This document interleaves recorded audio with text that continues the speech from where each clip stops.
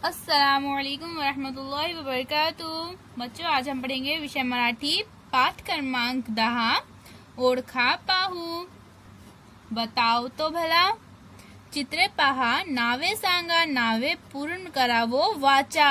तो यहाँ पर बच्चों नीचे हमें ये कुछ तस्वीरें दी गई है, हमें इन तस्वीरों को देखना है, इनके नाम बोलना है और यहाँ पर हमें आधे आधे नाम दिए गए हैं, तो उन नामों को पूरा करना है, सही लिखना है और पढ़ना है।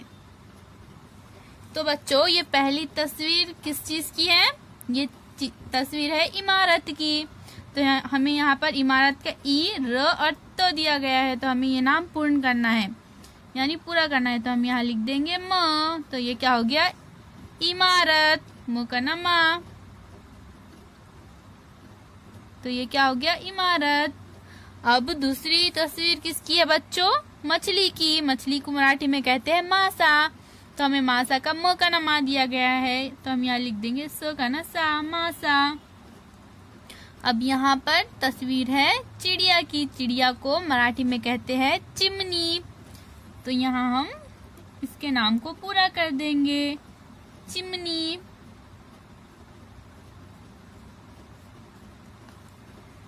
इसी तरह से अब हमारी अगली तस्वीर है गुलाब की। तो हम इसको भी पूरा लिख देंगे, गुलाब। ये तस्वीर किस चीज की है बच्चों? ये है पतंग। तो हम लिख देंगे पतंग को पूरा इस तरह से। अब ये तस्वीर किस चीज की है बच्चों? हौज की। हौज को मराठी में कहते हैं हौद। तो हम यहाँ लिख देंगे हौद।